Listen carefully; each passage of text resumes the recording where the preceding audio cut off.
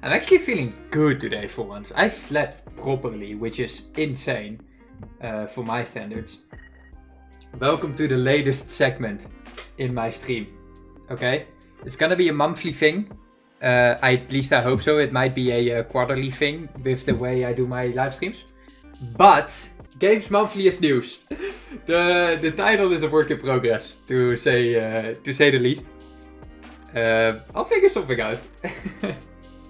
I want to talk about this one right here.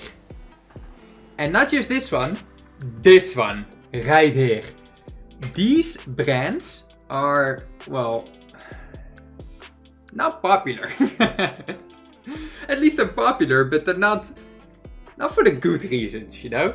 They get some drama once every so often, and it's for one very good reason, which is money. Because they really like money, and they get a lot of shit for it. I wanna add a new brand to this pile, which is this one, right here. Rockstar Games. Because these gentlemen have been under some big flack this month. And it's because of this game, right here, which you might have heard of. This is Red Dead Redemption. This is Red Dead Redemption, right here. A game that is pretty old by now. I think it came out, 2004. Oh no, it came out a little bit later. And it was super duper popular. So popular, in fact, that it has a sequel by now, which was also a mega success. Red Dead Redemption 2. But we're talking about Red Dead Redemption 1, which might be a little bit weird because obviously this game is very old. So why would it be in the news this month, right? And that's because people love this game. And Rockstar Games knows it. And if people love a product, you want to find ways to sell it. And so Rockstar Games got a little bit greedy. Because what they did with this game is they decided to port it. They decided to port it to PlayStation and Nintendo Switch. Which at first doesn't seem like that bad of a thing, is it? You know, more people will get access to a game that is rated a 95. That seems like a pretty good thing. But obviously there's some flack here. Firstly, turns out it's not a remake. It's not even a remaster.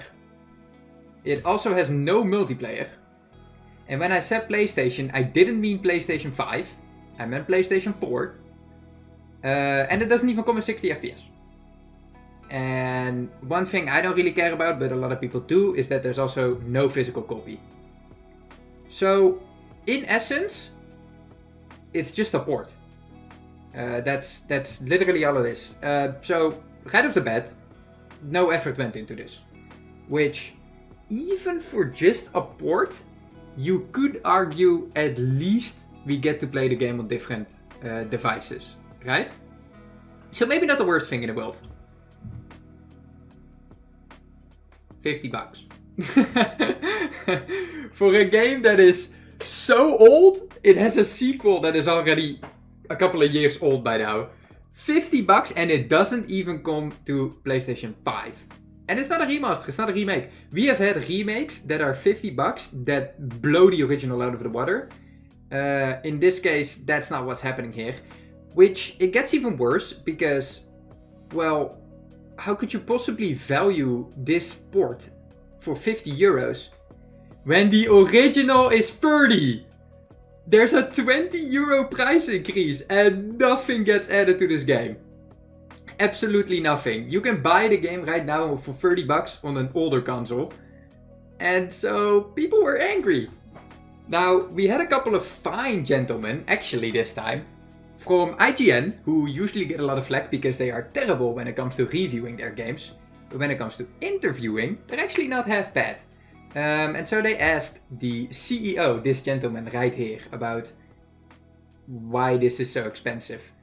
And, you know, when you talk to millionaires, it's always like, they're kind of out of touch with reality.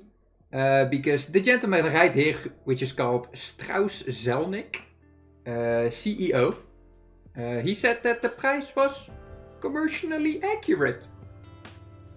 So, simple as that. Nothing more to be done about it.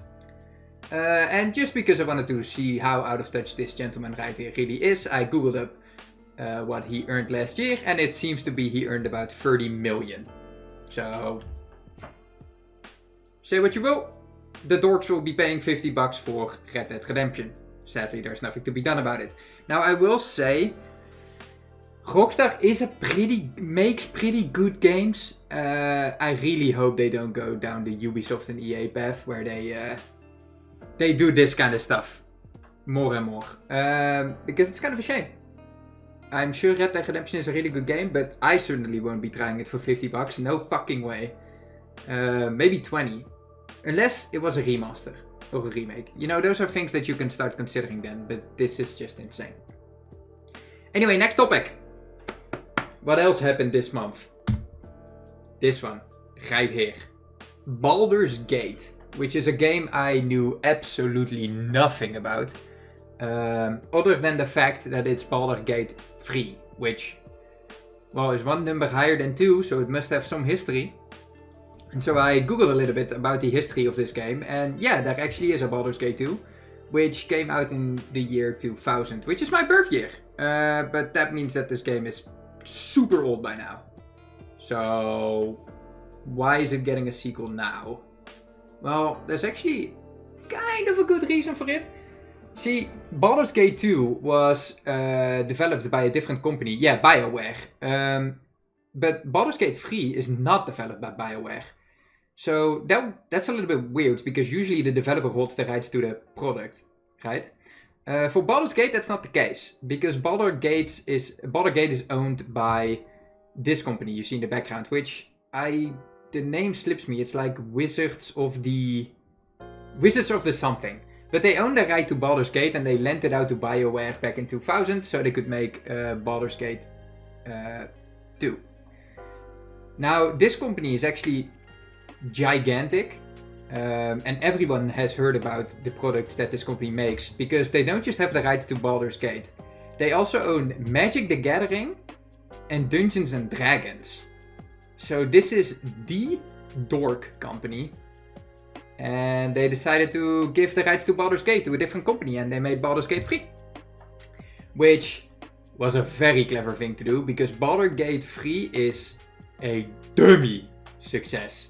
This is, as of now, the highest rated game that has come out this year. Even topping The Legend of Zelda Tears of the Kingdom, which is insane to me, because that game was astonishing. So this is a huge surprise to me.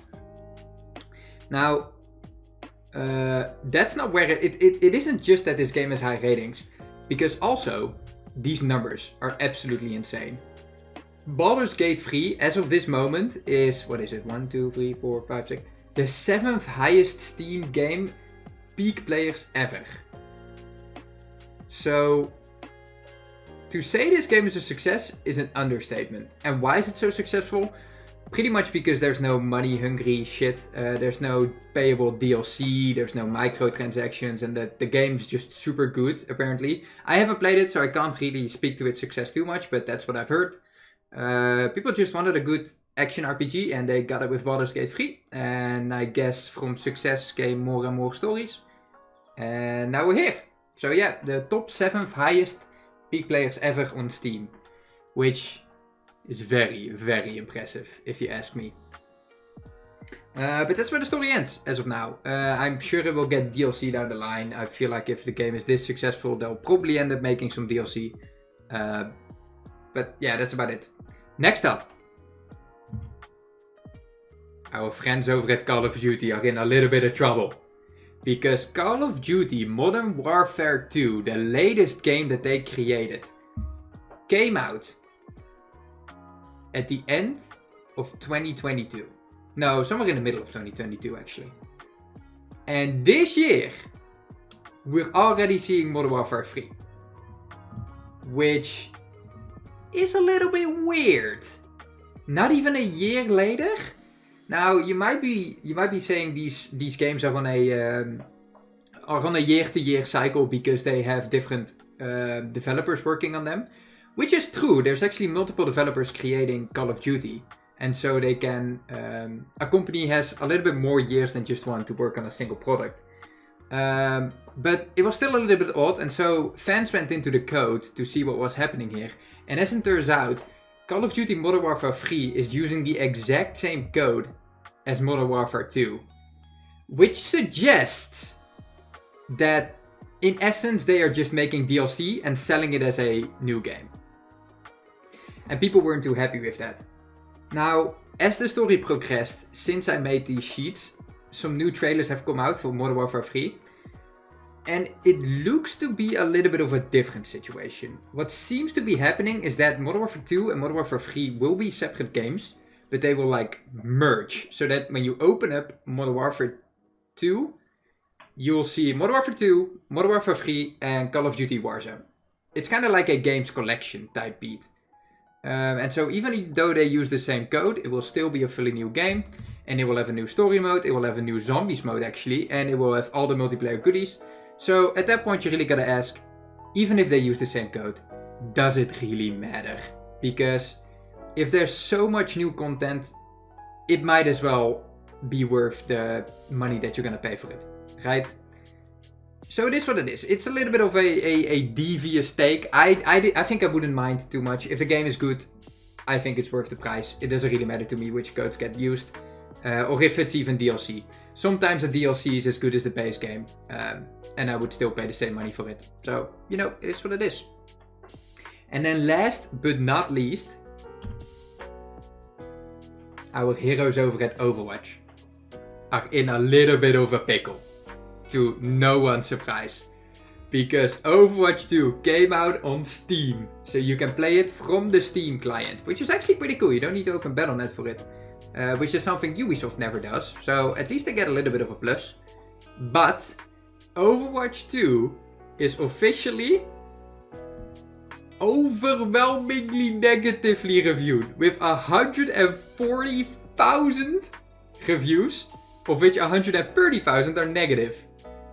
Which obviously has nothing to do with it being released on Steam. It has everything to do with Overwatch 2 screwing over the players from the PvE drama that was from a long while ago by now. But I thought it was a little bit funny to mention because Overwatch 2 is officially the worst rated Steam game of all time. Not by too much, I would say, but according to the votes, it's by a lot. Percentage-wise, not so much. Thought it was a little bit funny to mention. And that is all I have for this month. So that's about it. I feel like it's a pretty good YouTube video. I added this smiley because I thought it was pretty cute.